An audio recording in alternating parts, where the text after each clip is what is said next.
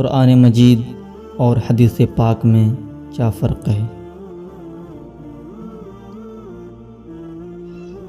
قرآن مجید اور حدیث پاک دونوں اسلام میں اہم دینی مصادر ہیں، لیکن ان دونوں کے درمیان چند اہم فرق بھی ہیں۔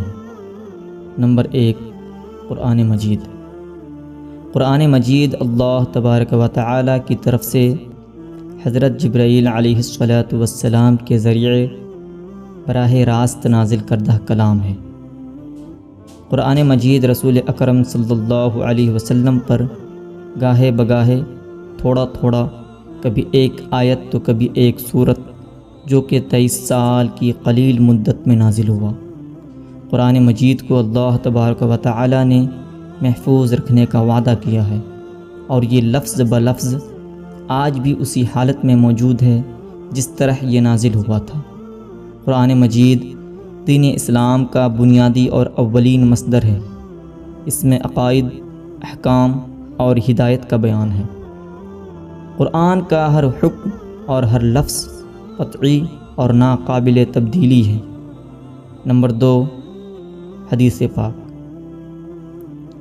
حدیث پاک میں رسول اللہ صلی اللہ تعالی علیہ وسلم کے اقوال، افعال اور تقریرات، یعنی آپ صلی اللہ تعالی علیہ وسلم کی زندگی کے احوال موجود ہیں، جس میں قرآن پاک کے لیے کلام اللہ اور صادق ہونے کی دلیلیں موجود ہیں۔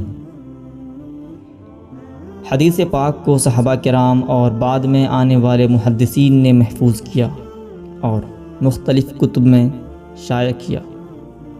حدیث پاک قرآن مجید کے بعد دوسرا اہم مصدر ہے اور قرآن پاک کی تشریح اور تفصیل فراہم کرتی ہے۔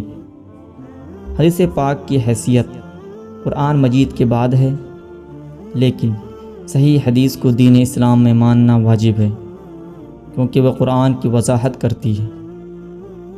اس طرح قرآن اور حدیث دونوں دین کے دو بنیادی ستون ہیں، لیکن قرآن اللہ کا کلام ہے، جبکہ حدیث رسول اللہ صلی اللہ تعالی علیہ وسلم کے اقوال و افعال کی وضاحت پر مبنی ہے۔